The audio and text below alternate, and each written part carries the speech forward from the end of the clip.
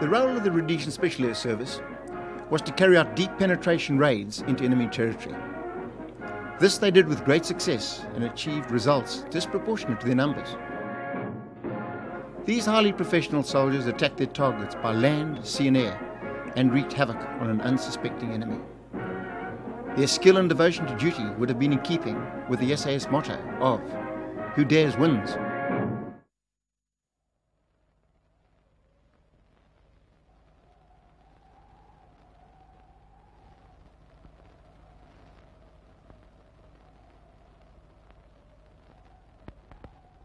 How we envy your freedom, defiant bird of prey.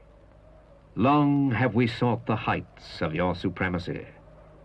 What audacious courage bids you scan the earth with lofty and unflinching eyes? You hang precarious, a Damoclean sword suspended by the thread of your own judgment. And then, with effortless fury, dare to plummet upon a confident and unsuspecting adversary.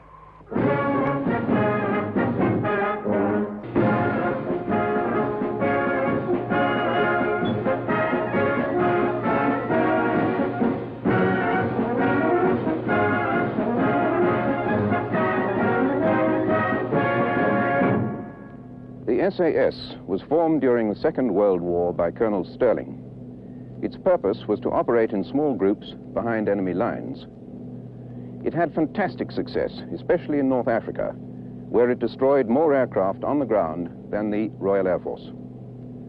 The unit was disbanded after the war to be reformed in 1950 for special duties in Malaya. The Rhodesian SAS had its origins at this time when Rhodesian members of the Far East Volunteers joined the Malayan Scouts, as they were first known, and then formed C Rhodesia Squadron 22 SAS Regiment. The idea of an SAS unit in Rhodesia itself was shelved after the Malayan campaign until 1961, when, under the patronage of Sir Roy Walensky, C Squadron SAS was reformed in Rhodesia as part of a Commonwealth defense scheme. The unit operated from Ndola in northern Rhodesia until 1963, when it moved to Salisbury. The squadron has gone from strength to strength since its inception, and today is an integral and vital part of Rhodesia's defense.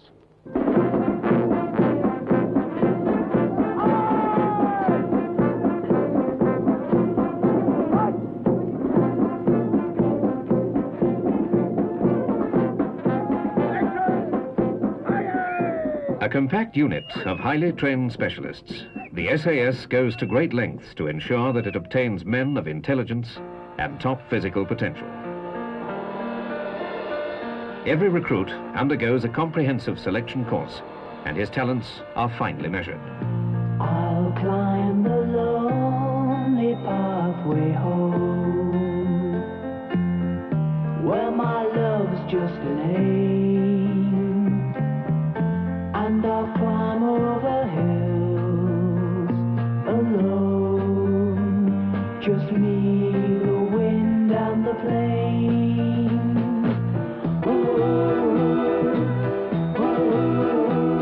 Endurance and stamina is but one of the tests.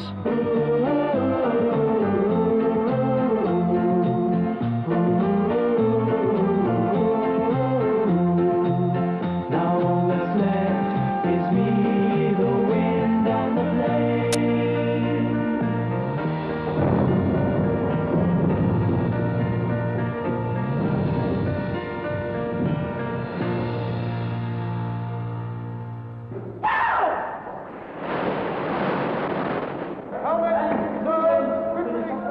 One important function of the SAS is naturally parachuting, and this is part of the initial training course the newly selected recruits undergo.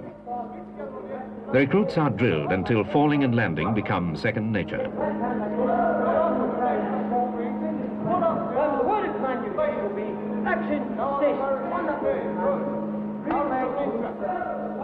They learn how to control their parachutes in the air and gain maximum accuracy in their landings.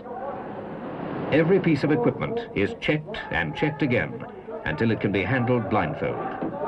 In fact, Safety is the most important aspect of parachute instruction. Called ground training, it theoretically gives the new man confidence to take that first great leap from an aircraft. In practice, however, just as you're becoming bored with the complete routine of the thing, the instructors announce the date of the first jump. It's about this time when every recruit begins to wonder if parachuting is such a good idea after all.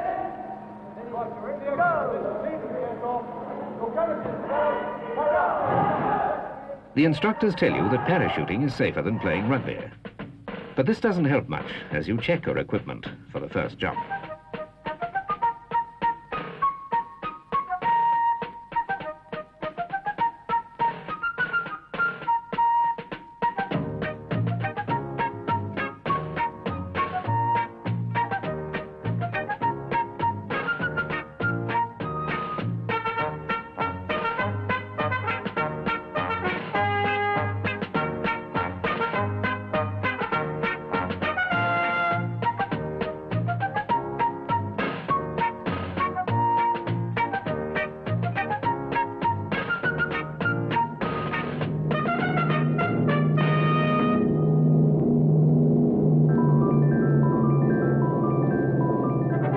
The relief as that parachute opens is indescribable.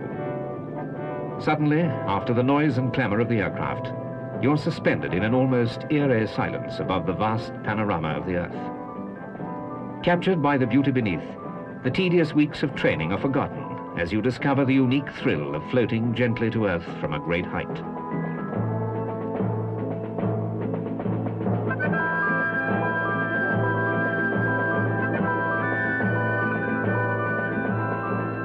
And then, as the ground approaches, those weeks of training come flashing back.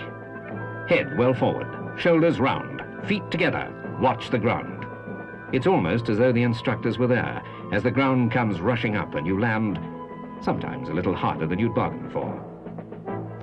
Back on terra firma, still awed by your experience, you gather your parachute together, and you can hardly wait to get back up there and try it again. Today, the SAS also employs freefall to tactical advantage. Paratroopers jump from tremendous heights out of radar range, falling free and silently for thousands of feet before opening their chutes relatively near the ground. This method, apart from allowing men to be placed in an area with little chance of them being detected from the ground, even in daylight, also allows them to land with complete accuracy by virtue of the type of parachute that is used.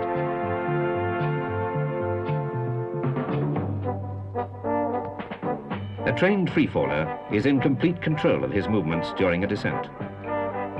Using various body attitudes, he can track across the sky in any direction he chooses, gaining forward speeds of over 200 kilometers per hour.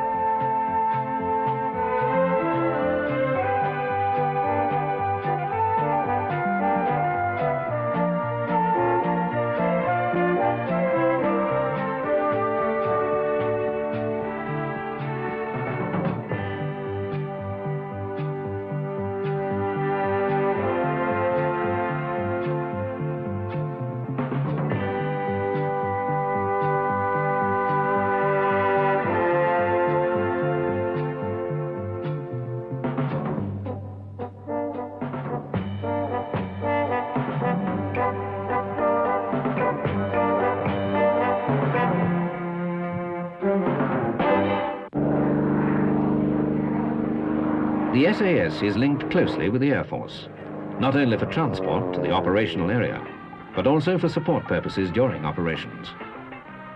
Aircraft are directed onto their targets by troops on the ground with great accuracy and effect. The SAS is a unit designed to carry out clandestine operations behind enemy lines.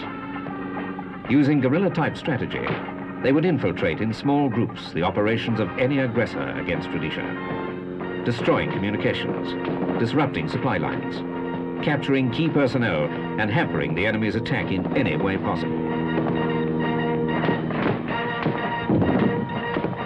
The SAS troopers' work then really begins on the ground, and every soldier, after qualifying for his wings, is given advanced specialist training in many fields. He learns the ways of the bush and how to track the enemy quickly and silently through hostile environments without leaving a trace of his own passing.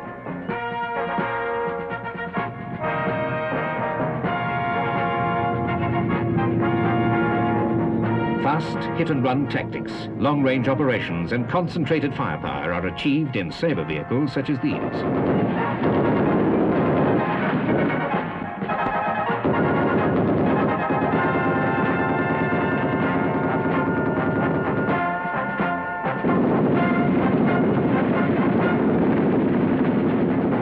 The effect is deadly.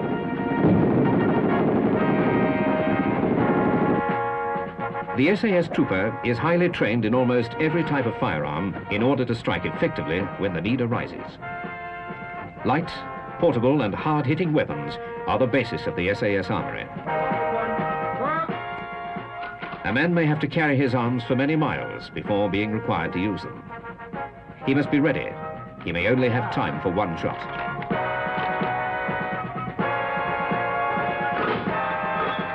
Virtually alone in enemy territory, the SAS trooper's life may depend on his speed and efficiency. TQD 0 Alpha, INT QSA Kilo. Substations then answer in numerical order. DE01 QSA 5 Kilo. We'll now do this practically. Communications are imperative for any small unit operating away from its base. To maintain this vital link, a thorough knowledge of radio techniques is required. Radio links must be possible under any conditions.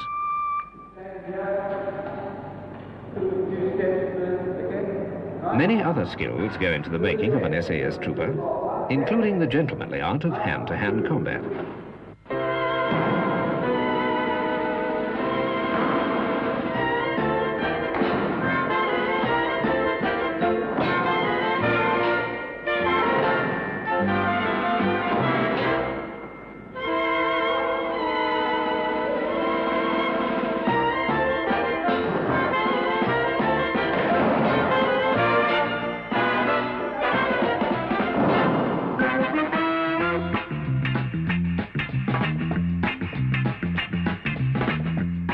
Combat training comes in handy in other circumstances. Another important aspect of training includes various right arm exercises and debate on subjects completely irrelevant to military maneuvers.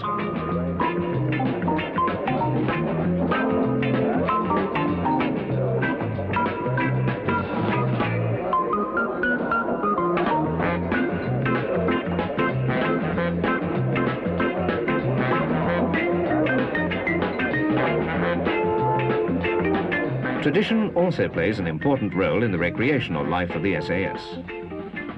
Although the unit is still very young by military standards, many traditions have been formed, some having been carried over from the formation of the original SAS squadron during World War II.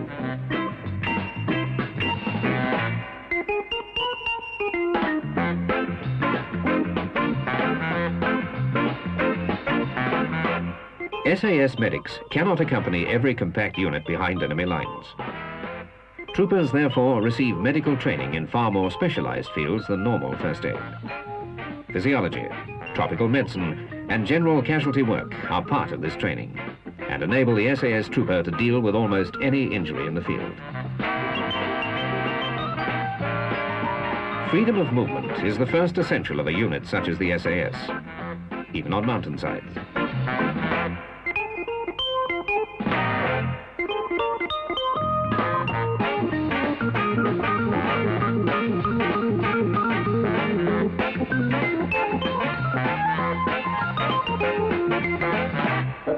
On reaching his objective, the SAS trooper is usually required to destroy the target quickly and effectively. He must place his explosives with care and precision, gaining the maximum effect with a minimum of explosive. He learns canoeing and the use of sub-aqua equipment, thus achieving the essential freedom of movement in all media: in the air, on the ground, and finally in the water. Theory and tactics, planning and detail are the keys to a successful operation. Allow for every possibility, overlook nothing, and then put it into practice.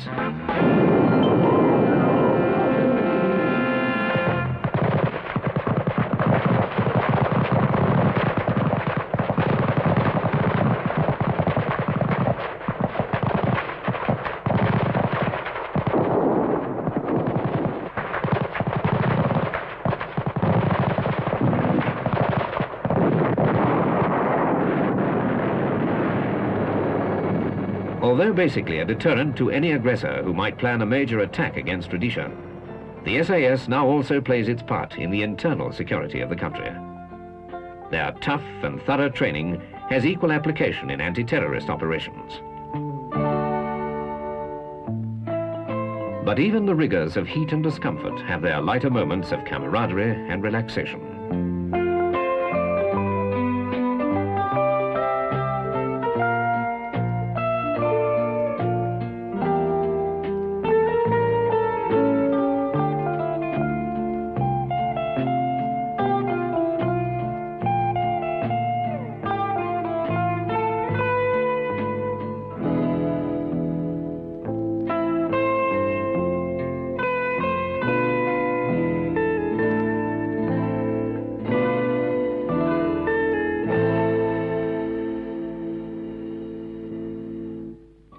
The SAS, however, never loses sight of its primary deterrent function, a function vital to the overall defense of their country, and a function which must be continually exercised and kept in readiness.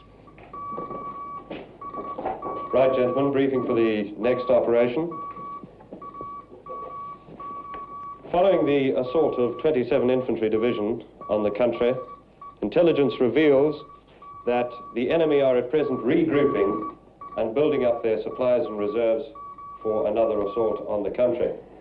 The enemy have taken over various power installations and communication systems in occupied territory in order to assist them to build up their war effort. The most important and the vital points of the enemy at this present moment are the bridge at this position here, over which the enemy is bringing the bulk of his heavy equipment and supplies to his forward troops. The second most important position is the dam at this position here, from which the major sources of power are derived for the enemy's factories. The third most important position is the enemy 27 divisional headquarters, which is at this location here, which commands the main enemy formations and at which the prime enemy commanders reside. The destruction of these three vital points would deal a severe blow on the enemy and would also restrict his ability to build up his forthcoming attack. The mission of the SAS is therefore to destroy these three targets. Details as follows.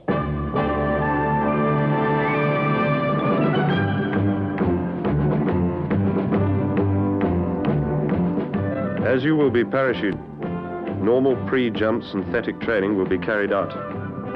Group 1, you will take a small party and drop in by parachute with your explosives and destroy the bridge. You will then move independently on foot back to our own territory. Group 2, your target is the dam and power installation on which you are to inflict the maximum amount of damage. Group 3, your target is 27 Div HQ. You are to capture the commander and destroy the headquarters. That's all, gentlemen. Now it's over to you.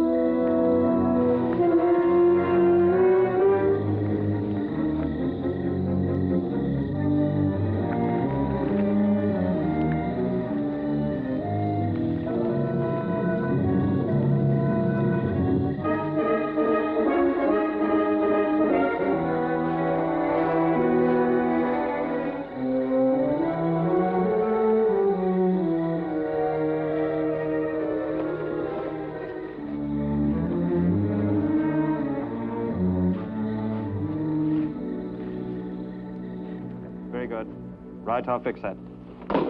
It's just about time, sir. Yes, that makes it H minus 20.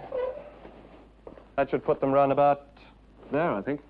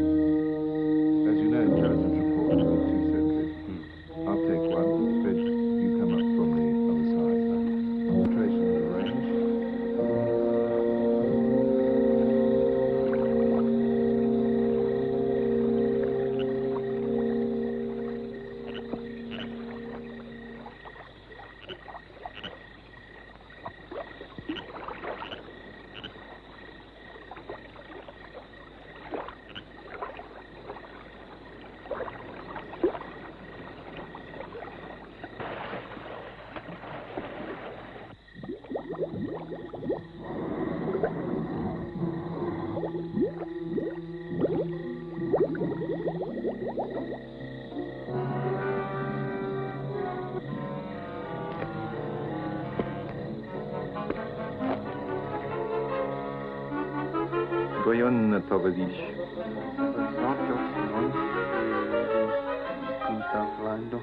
Vai rombi de guerra, se não sente que fora Israel.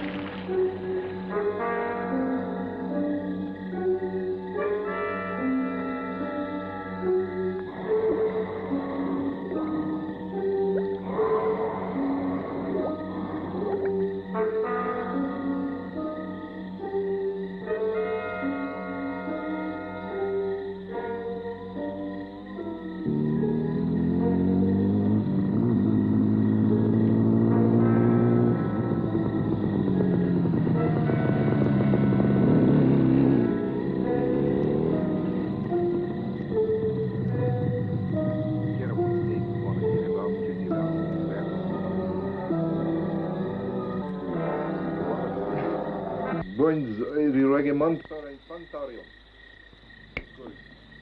Skori. Nein, über die Verbrachtung. Boris, oinas deres kees vooruit. De buiten ohne helemaal zitten. En ik go eens als die jongens in deze. Ja, gewoon lang goed. Sredini banvož. Ja, dat doen we.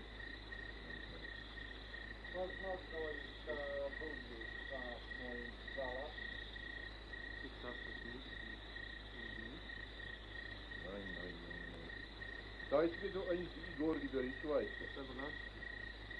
Stav Dori Deutsch. L'Historia in Deutsch Gidori Gelini.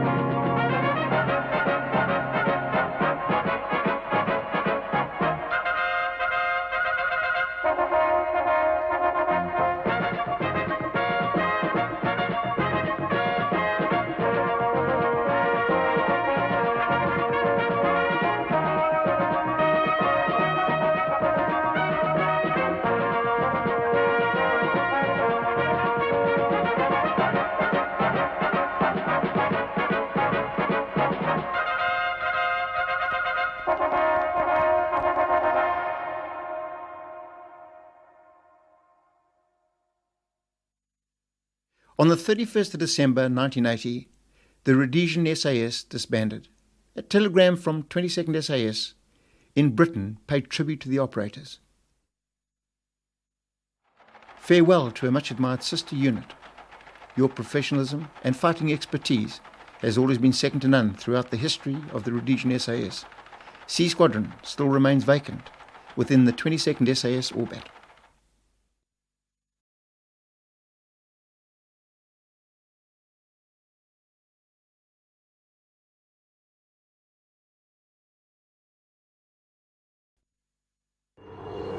On Sunday, the 29th of May, security forces tracked a terrorist gang to the Mozambique border in the southeast of Rhodesia. And shortly after first light, a terrorist base camp known as Rio Wanezi, 5 kilometers inside Mozambique, was overrun by the Rhodesian army. The attack met with little opposition, and 32 Zanla terrorists of the Mugabe faction were killed without loss to the Rhodesians. After the action, the camp was destroyed by fire.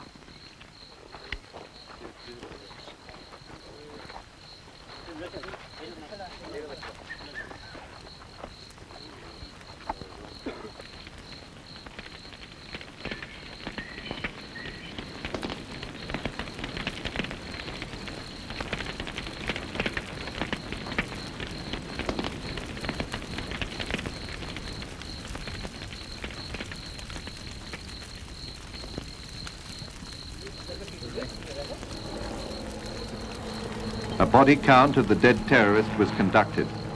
There can be no doubt that they were terrorists and not civilians.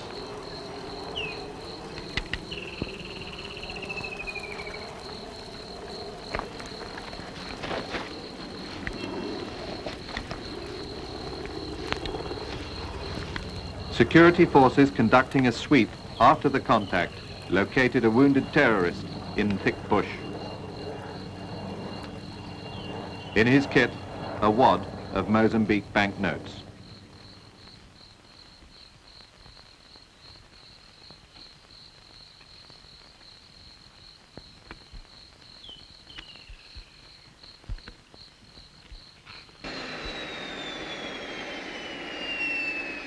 After a helicopter was summoned, the wounded terrorist was dispatched to Rio camp for medical help and evacuation. But despite all this attention, he was to die.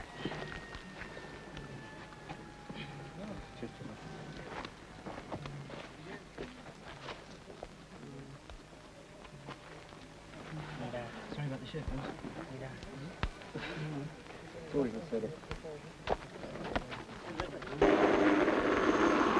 The troops systematically collected all the material found in the camp. It was during the search that the decision was taken, as a result of information gained from captured documents, to continue the thrust against terrorist camps further afield. A sinister armory was recovered. The booty was considerable. A large cache of communist weaponry, consisting of AK-47 rifles, mortar bombs and cases of ammunition,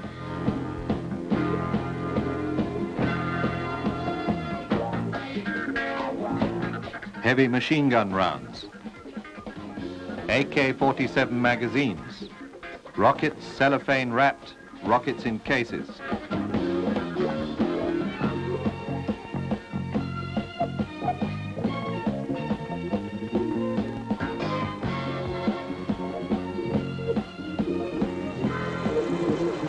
The first trucks moved off from Rhodesia to collect the weapons and to load them with more and more ammunition.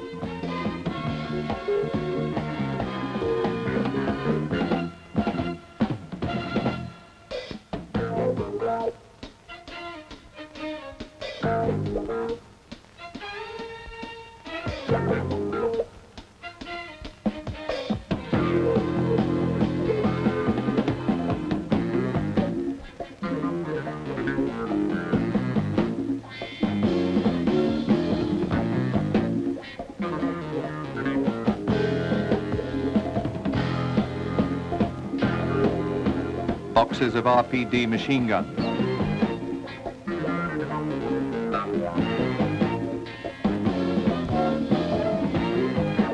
AK-47 and SKS rifles,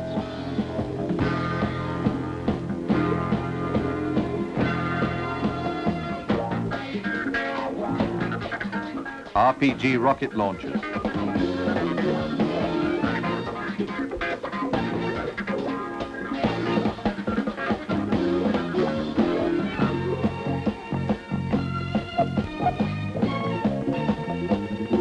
anti-personnel mines and vehicle mines,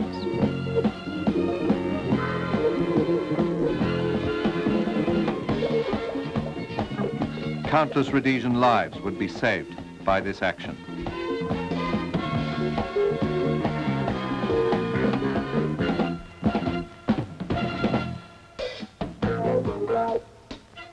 The task done, the senior officers conducting the operation flew over unlamented Rio camp before continuing the sortie to Madula Pan, Georges de Limpopo, and on to Mapai, to complete an action that seriously upset the terrorist chain of command and disrupted the supply of weapons to the terrorists threatening Rhodesia. A classic operation conducted by Rhodesians in defense of their country, reminding their enemies, if any reminder was necessary, that the Rhodesian lion still has very sharp teeth.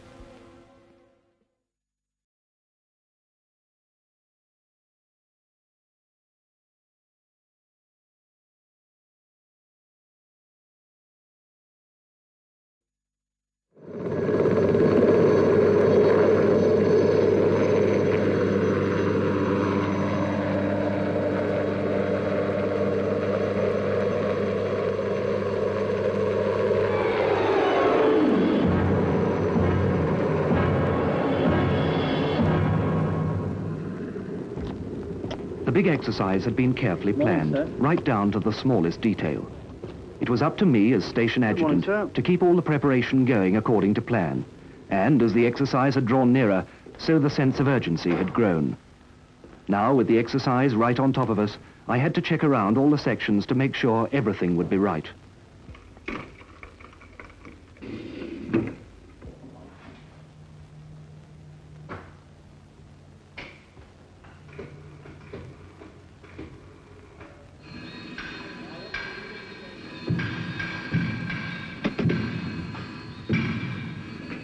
Good morning, 5 Squadron, Flight Sergeant Garrett.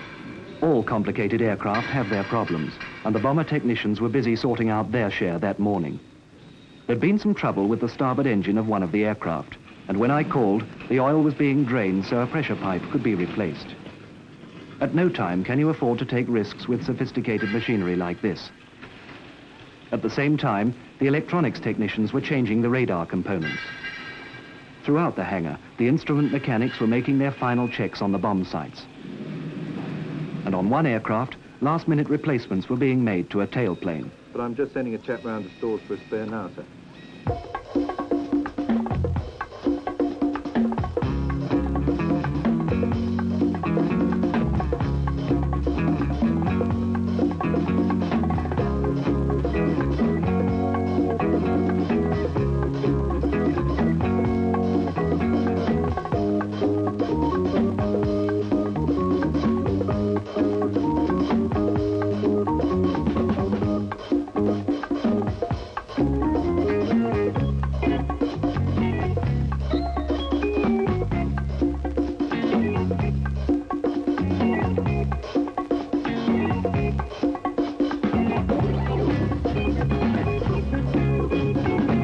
In the armory, the same sort of preparation.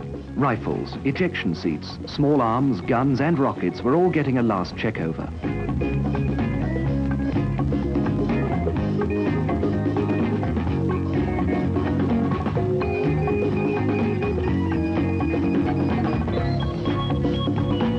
In the bomb dump, the whole range of aircraft weapons was being checked and made ready.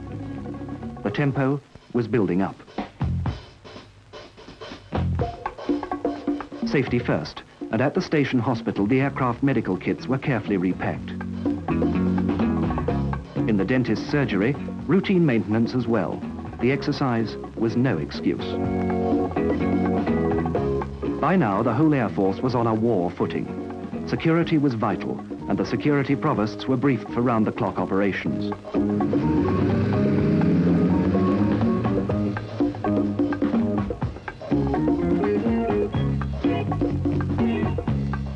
In other sections, the routine, painstaking work went on as usual.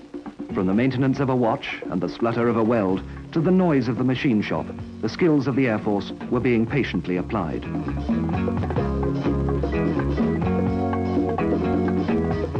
The parachutes were given their usual thorough inspection before packing and repairs made to their covers.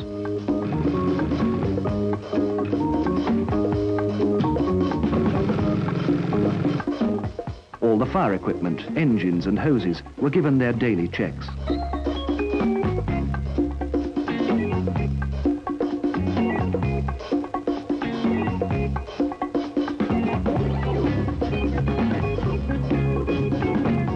Elsewhere, the precise, delicate calibration of aircraft instruments was the program for the morning.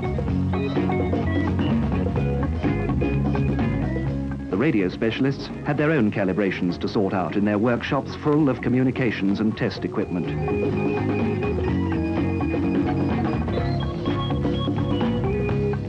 But while all this activity was going on throughout the Air Force, the inner man was not forgotten, and neither were the routine ways of building up an appetite. Number 1, boys!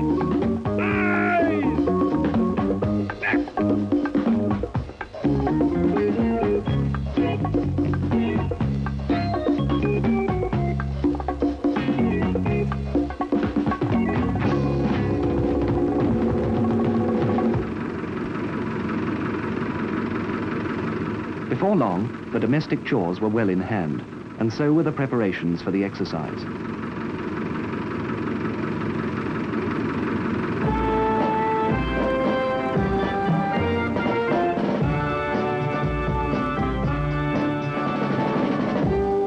the air movement section was loading the temporary airfield equipment and the men to operate it, ready to be moved to their emergency sites around Rhodesia.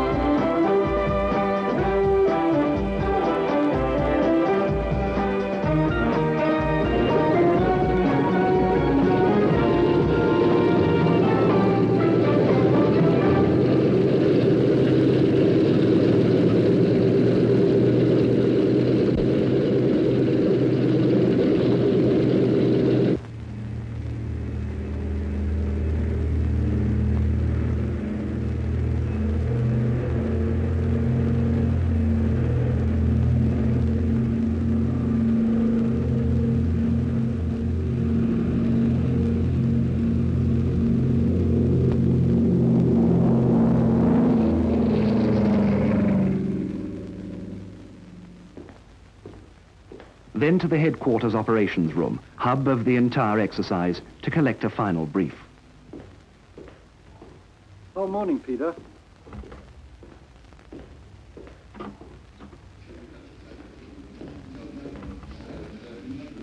Clerks and operations assistants, a small force of their own, were filing statistics and at readiness of the whole Air Force. The smallest details would prove invaluable. I would have to pick up information on targets, crews and aircraft for the first flight the following morning. Hello, Ozzy. The commander came in to get the latest information from the operations officer just before I left. Everything was ready to go in the north of the country, but there was still some last-minute work being done on the aircraft at our base at Thornhill.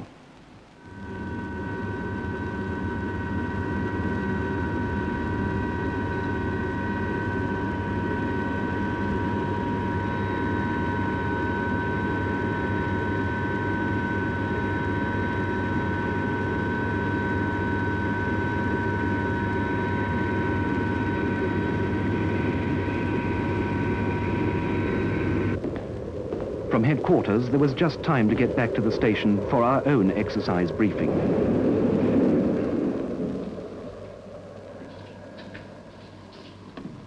Sit down, please. Good morning, gentlemen. As you know, we're here to brief on the force exercise which starts at first light tomorrow. Exercise Vanguard will involve all our squadrons and a large number of VR units as well. Around the country, temporary forward airfields had been set up in the bush and were ready to operate under emergency conditions. The exercise would last 6 days and would mean activity around the clock. The first mission would go off in the morning on a precision navigation sortie. Specific points would have to be covered along the route at exact timings. Timing will be done by the police stations as usual.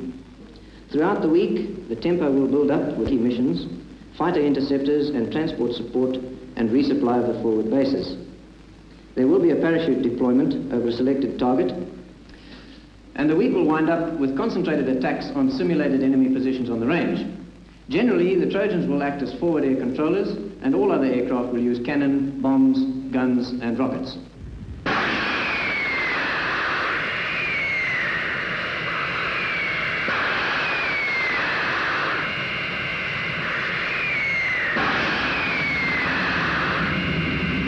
The exercise had begun. All the preparation was now over. The real work started and the success or failure of the exercise rested squarely on the pilots and navigators flying the missions.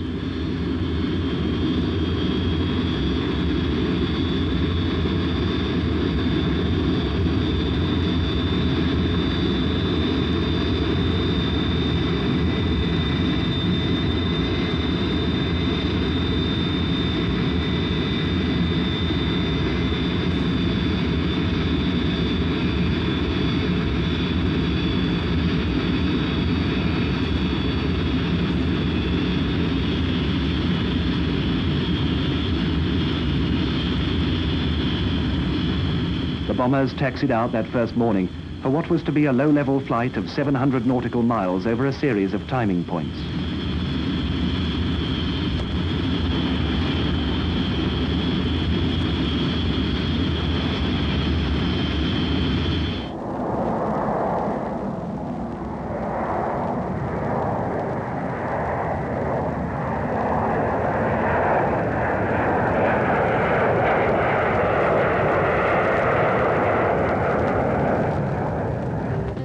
By the time I got to the station operations room, the bombers were approaching their first timing point. Oh, get me a pin there, Ian.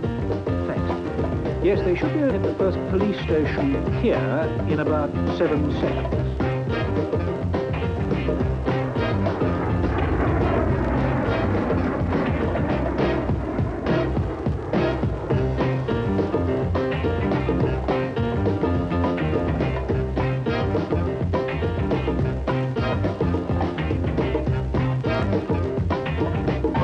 Another mission was approaching the bombing range at the same time for the first attack of the week. 3 marker aircraft were out preparing the way for the bombers. Train section, this is Marker Lido with 2 Trojans and the Provost. We're over the target and standing by to mark on time. Roger, Marker. We're 20 seconds out, standing by for your markers. Steady, steady, steady, steady. Target area dead ahead. Steady, steady, steady. Train section, this is Marker 3, marking is on Scout. Marker sighted, turn left, left, left, left, steady, steady there. Check safety switch. Check, steady, steady, bomb gone. Bomb falling.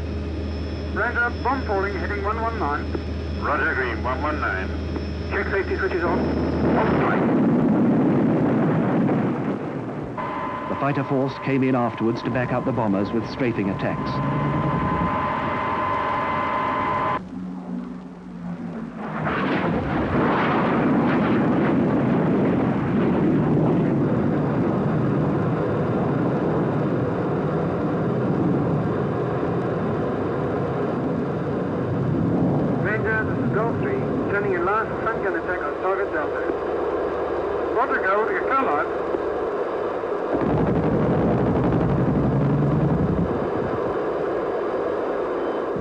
In another part of the country, transport aircraft were on the move, dropping parachutists for a ground mission.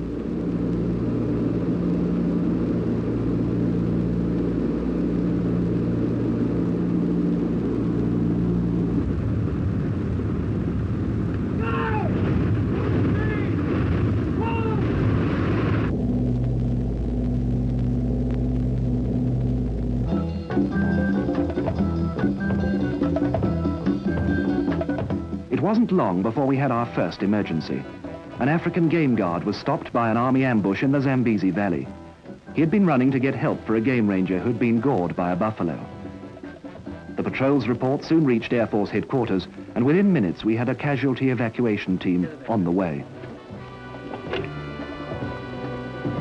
I want 1 helicopter airborne immediately for Cataracte.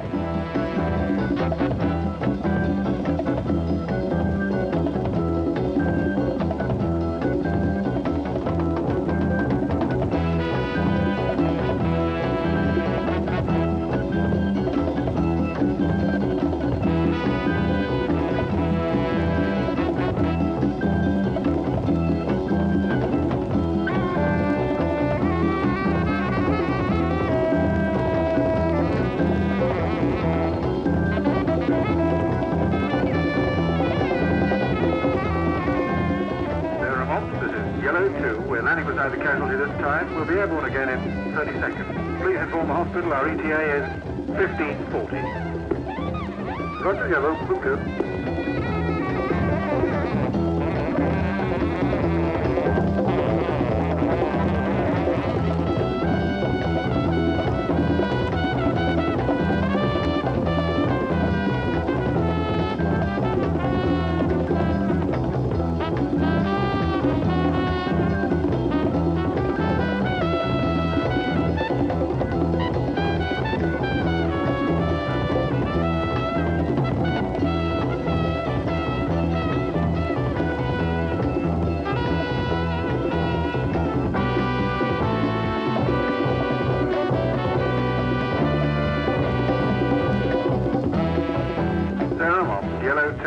the hospital this time.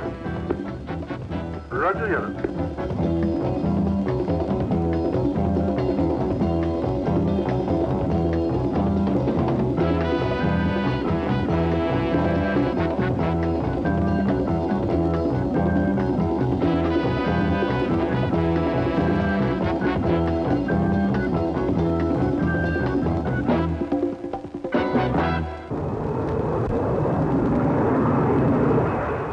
By this stage, the first missions were over, and the aircraft were on their way back, preparing to land for high-speed refueling and rearming.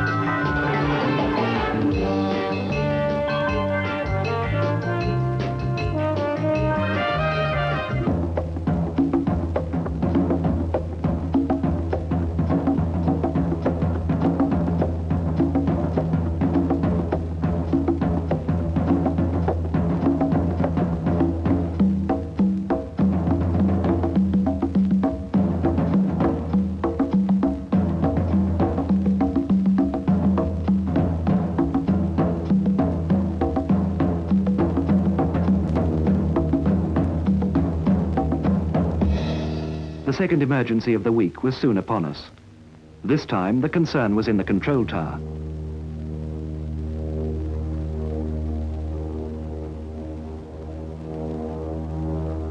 I got an intruder on the screen. Scramble 200s.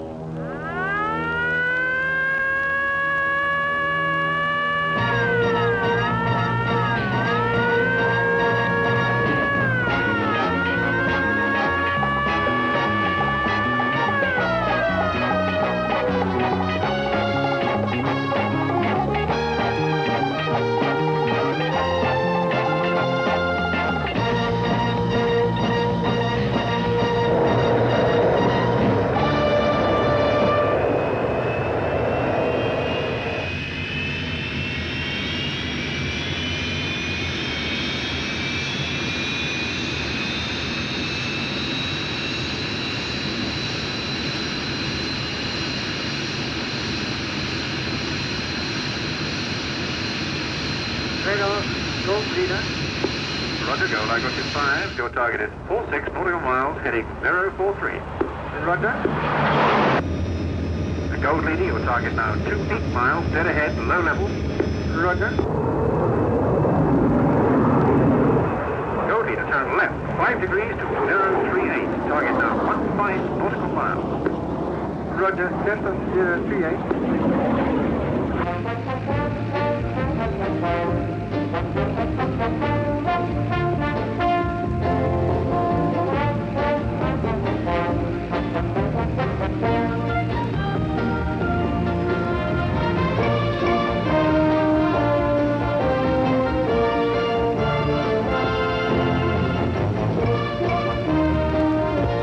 Radar Gold, we have visual contact this time.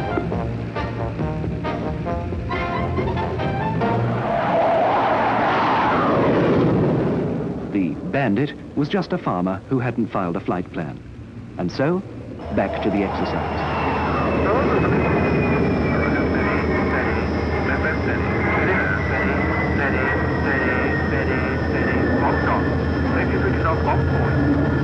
Roger, bombs falling to the 076.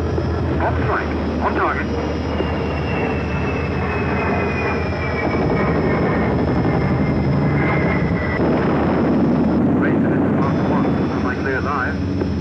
Roger, marker 1. You're clear live this time. This is blue section turning in for front gun and Charlie target. Blue, you're clear in on the marker.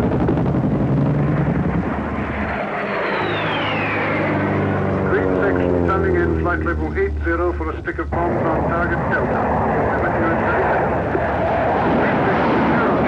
Green section 0. Ranger blue 3 turning in now. Blue 3 is clear on.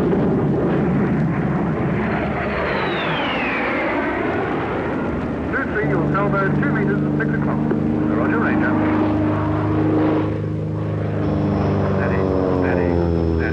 Cameras on. Steady, hold that. Steady. Silver section in the dive and front gun. Blue section in the dive for rocket salvo.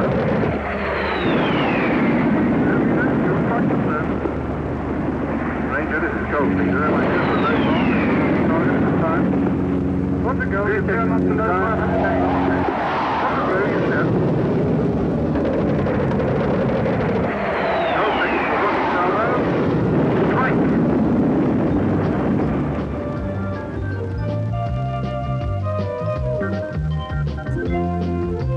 By the end of the week, the skills had been sharpened a little bit more, and Rhodesia's deterrent made that much more forbidding.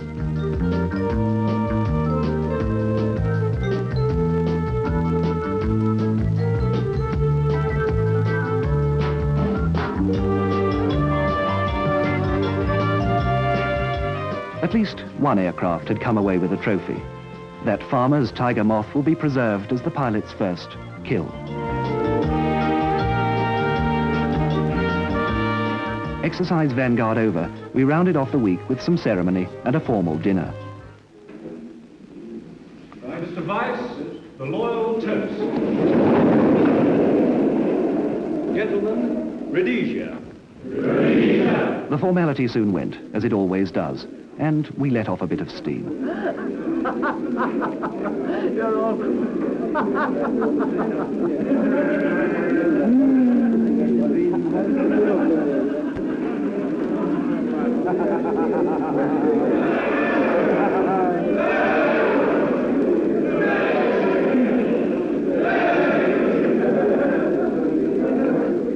But there'd be no sleeping in next morning for an adjutant with another early start ahead. So I excused myself from the party, said good night, and goodbye to the Air Force exercise for another year.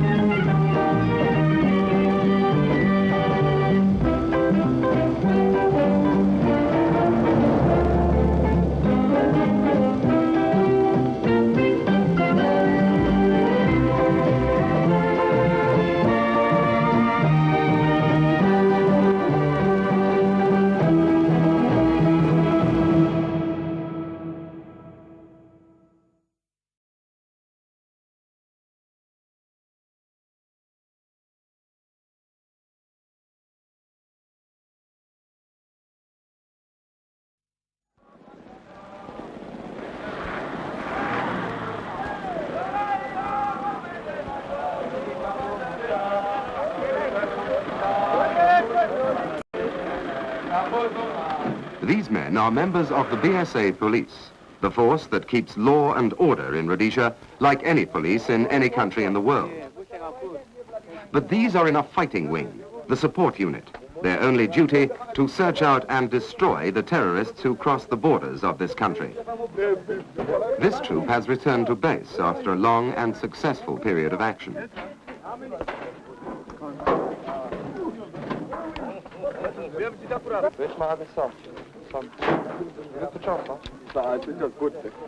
Who had the contact in the Manuka? How many killed? Check it. No, sir. And this? You know what?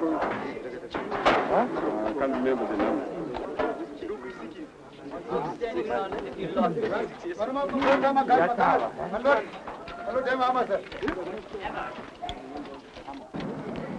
At the moment, where we've been operating, there tend to be one, as we'd call hardcore, in a group of perhaps 8 or 9 youngsters, locally trained blokes, or very little training.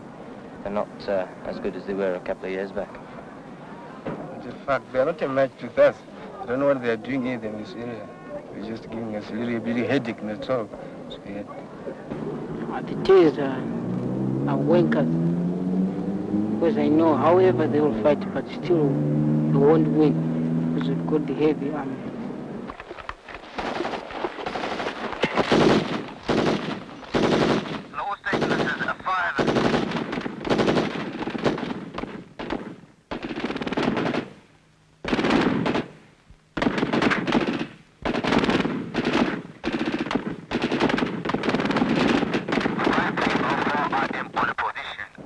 I think the T's are wasting their time because they can't stand with the Rhodesian security forces.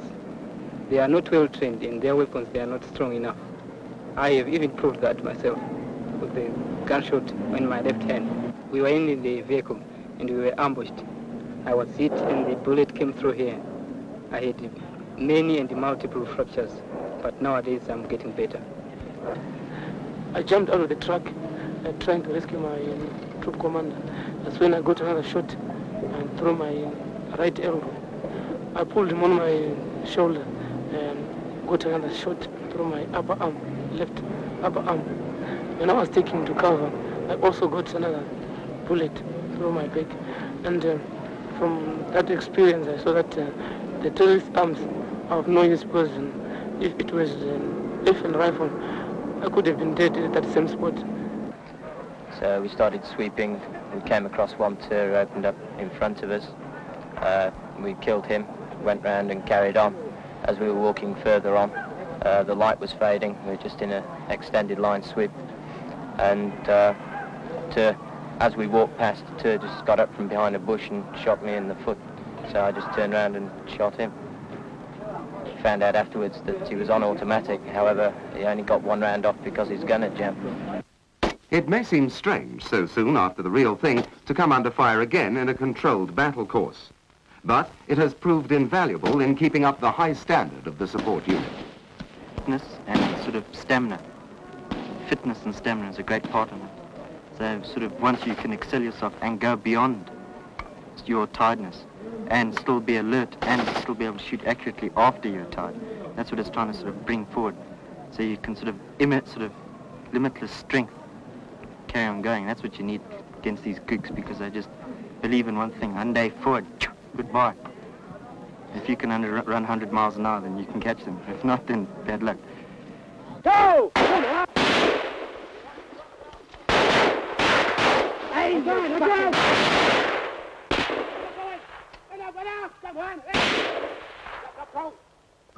Step outside.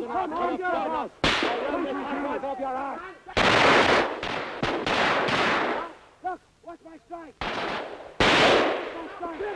Silence! Wait!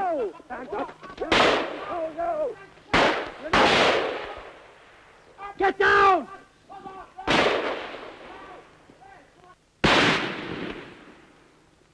Come on, get up!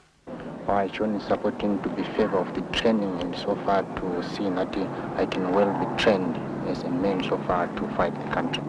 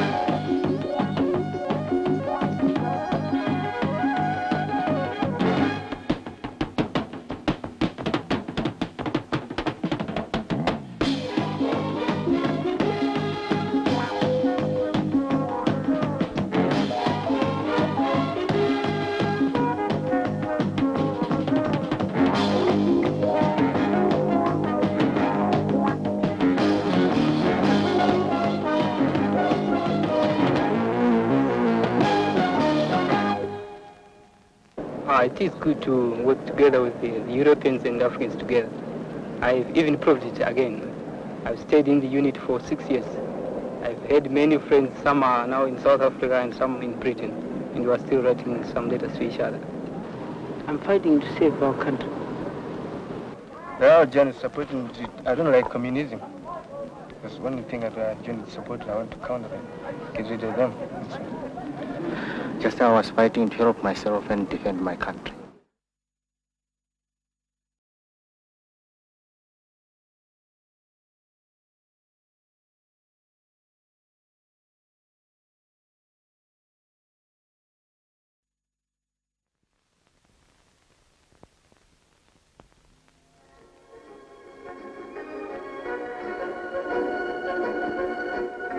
And it's a very warm welcome back to Forces Request to all the guys and girls out in the sticks.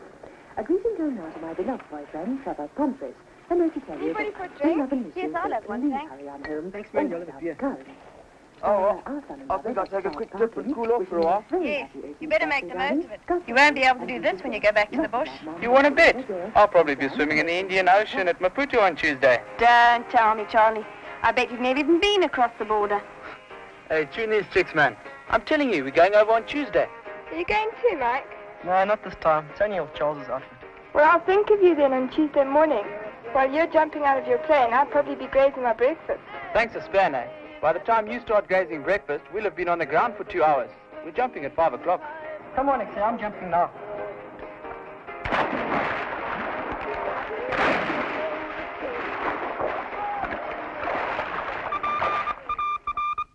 Paratroops to infiltrate your area Tuesday, 6th March. Over target area 0500 hours. Makes life easier if we can plan ahead and use our storage capacity efficiently. Sure, Nigel. But sometimes we have sudden demands for supplies. Now take this up over the border on Tuesday morning. We have to supply the needs of nearly 200 men. Okay, the whole thing is only going to last about 3 days, but they have to eat and drink and carry all their ammunition with them. It's not like one of your Partu capers, you know. We can go to a police camp and get help if we want to. That's right. But these chaps over the border are on their own until they rendezvous 10k south of Indiangombe. It's a long way back. Sure, sure. We're having the same again. Yes, thanks, Nigel. Same again, please, Martin.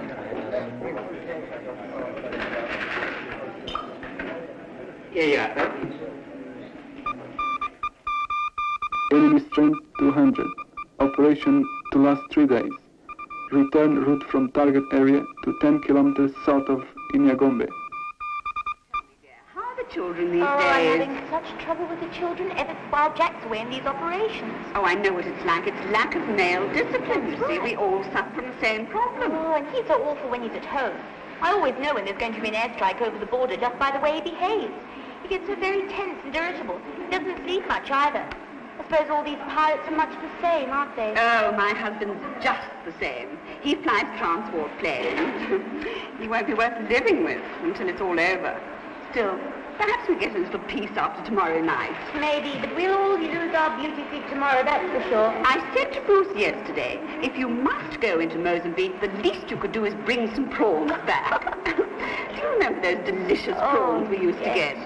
Well, he said, or I think he did, that they weren't even going as far as the sea, only about 120 k's over the border.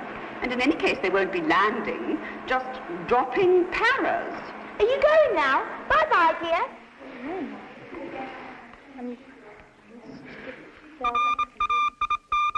Raid confirmed Tuesday. X near Saram. Target area 120 kilometers from border. Expect air attack prior to drop. I was very proud when Christopher won his commission. He's in my old unit, you know. Chip off the old block, eh? Actually, we had a telephone call from him last night from Inyangombe, didn't we, Mother? He said not to worry if we don't hear from him for a few days, but something is going on. Obviously, he couldn't say very much over the telephone, you know, security and all that stuff. He's recently been on a course, and he now leads his own team of specialists. He's a real key man, you know. Mother and I are very proud of him. This is Christopher here.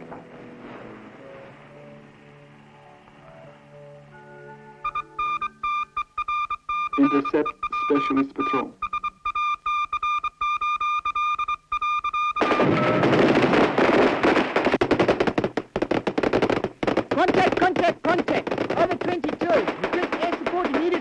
Copy, other. This operation was compromised. Who was to blame? Were you? But these chaps over the border are on their own until they rendezvous 10 k's south of Indian Gombe. By the time you start gazing breakfast, we'll have been on the ground for 2 hours, jumping at 5 o'clock. They're only going about 120 k's over the border. I'll probably assuming we'll be on Tuesday. Actually, we had a telephone call from him last night, from Indian Gombe, didn't we, Mother? They're just drop-in cabs. It's all hush-hush. We have supplied the needs of nearly 200 men.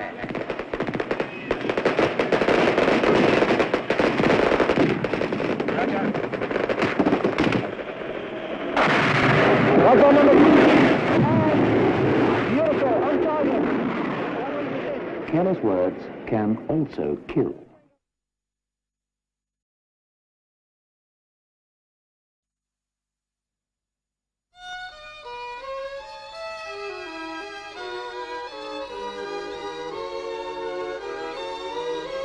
The massages are turning to gold and to red. In the light of the sun, they're like fires. When the winter has gone and time has moved on, the memory will never grow tired. She taught me to live and she taught me to love. She told me about spring and September. She showed me the good times, she taught me to laugh. She showed me how to remember. The massages are turning to gold and to red. In the light of the sun, they're like fires. When the winter has gone and time has moved on, the memory will never grow tired.